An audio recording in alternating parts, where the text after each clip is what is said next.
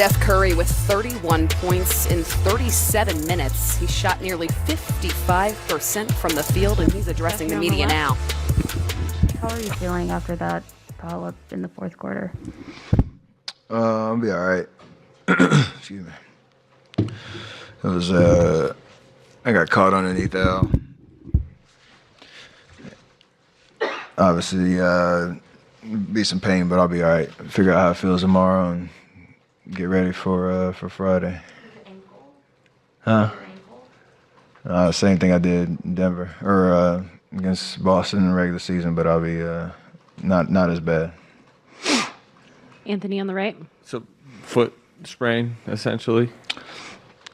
That's what it felt like, and then I'll see how it responds. So not much other to say. I don't feel like I'll miss a game, though, so take advantage of these next 48 hours to get ready. Marcus. Marcus Thompson, The Athletic. Steph, you were getting kind of a lot of the shots you want third quarter. What changed in the fourth, and how were they able to slow you guys down? We had some unforced turnovers the first couple possessions of the fourth, and that obviously led to them getting some easy buckets, extending the lead a little bit. We settled down a little, I think, a little bit after that, and got some good shots. They tried to send a little bit more attention to our pick and rolls. I think we could slow down just a little bit and try to find the right matchups. But that first 2 or 3 minutes kind of set the tone for the rest of the fourth. It gave them a little bit of a cushion. And we had a hard time, responding after that. So between first 3 minutes of the fourth and the first 12 minutes of the game, that was pretty much it.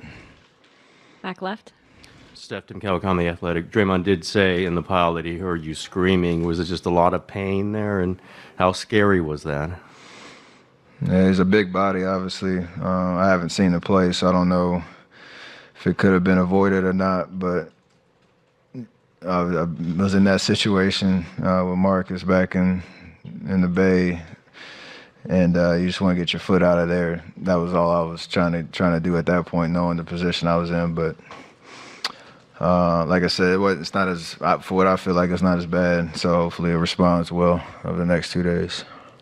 Question on the right. Dan Feldman, NBC Sports. When Robert Williams is out there, how much does that affect what shots you can take, what passes you can make? I mean, we've in our game plan we've talked about just being aware of where he is, because especially depending on who he's guarding, he can kind of come out of nowhere. There was a play early in the fourth. I got by Grant Williams. I thought I had a daylight to get a shot up, and underestimate how athletic he was and how much he could bother that shot. So there are situations where we can use that to our advantage, because he's going to be aggressive. He's going to keep trying to make plays on the ball. You got to be aware of where he is, because that's what he does for them on that end of the floor. Is that something you have to feel out game by game with his health, how much y'all sports?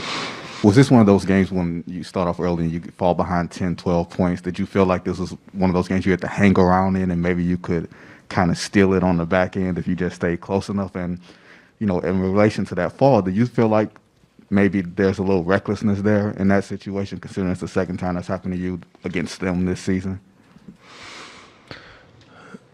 I mean, the first question is, you want to get off to a better start, because you got to know they're a lot better with that same, third quarter intensity where you're not on your heels for, big parts of the game, and don't have to, win the game twice in a sense. So we got to correct that if we want to, get game 4. I don't really have any comments on the other play. I haven't really seen it yet. I just know, how it felt. Dan here in the middle. Steph, Dan Devine from The Ringer. When Clay was up here, he mentioned the fact that you've sort of been here before in 2015, down 2-1. I'm wondering if you see any similarities in terms of this Boston team, that Cavs team, the situations, the physicality in the series, any parallels you can draw as you move forward trying to get back into the series? Nothing specific, just that the situation is what it is. We're on the road. We must-win game 4. We had a must-win game after a tough one in game 1, and we got game 2. So the flow, we still feel like we obviously can win the series, and we're gonna come out with the right intensity and focus in game 4. But to Clay's point, it does help knowing we've been through a little bit of everything over these last 8 years, and can draw on that experience of showing up, when you need to stay in the series. Last question to Kendra up front.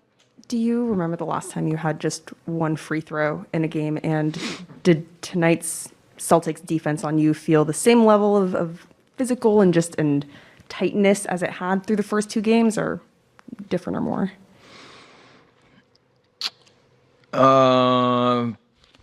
Felt the same. I mean, their personnel and the way that they defend, they are very physical. They have a way of, obviously with Marcus on the ball, he's pretty aggressive. Robert and behind the play, and they got usually a lot of length and size on the wings.